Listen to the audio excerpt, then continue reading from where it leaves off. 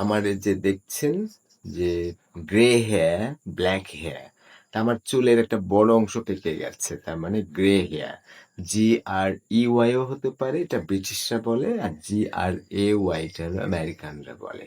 Grey hair, চুল পেকে যাওয়া, তার মানে ধূসর বর্ণ, রং সাদাটে হয়ে যায়, সেজন্য গ্রে হেয়ার বলা হয়।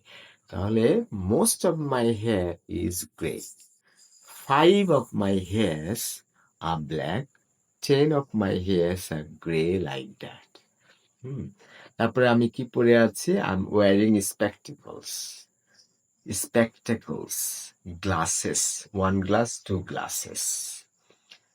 Spectacles, glasses. I'm wearing spectacles. I'm wearing glasses. Spectacles খুব একটা বেশি ব্যবহার হয় না। Spectators আবার কিন্তু মাঠে গিয়ে খেলা দেখে যারা, তাদের spectators বলা হয়। এখানে দেখেন যে I'm wearing glasses. This is frame, everybody knows.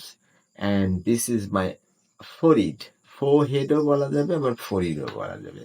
Forehead মানে কি? সামনে, হেডের সামনে, forehead অথবা forehead. Fore মানে পূর্বে, hind মানে পেছনে। তাহলে একটা গরুর কিন্তু সামনে ২ টা পা থাকে, সেটাকে ফোর লেগস বলে। আবার পিছনে ২ টা পা থাকে, সেই ২ টাকে আবার হাইন্ড লেগস বলে। এভাবে আমি একটা ভিডিও দেখে দিয়েছি, আপনারা দেখে নিতে পারেন। তাহলে how can we practice English? Whatever you can see, just practice English with. এটা হলো নস্ট্রিলস, ২ টা যে nostrils, right? This is a nose, everybody knows. This is eyebrow. আমরা বলি ব্রো, আসলে আইব্রাউ, রাইট? আইব্রাউ।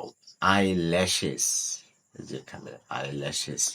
তারপরে cheek, chick, chick. This is chin, CHIN, chin. This is lip, upper lip. This is lower lip. And inside you have 32 teeth. 4 are extra teeth and 28 are general teeth, normal teeth.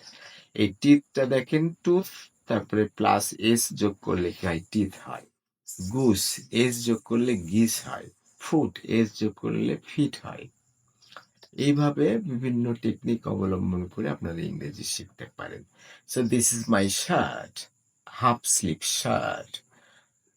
এইখানটা পর্যন্ত হলো full sleeve shirt. আর মেয়েরা কি করে? এই অংশটা থাকে না, তখন স্লিভলেস, স্লিভলেস। আবার উপরের অংশটা মেয়েদের টপ বলে। জিন্সের সাথে সাধারণত ওরা টপ ব্যবহার করে, টপ।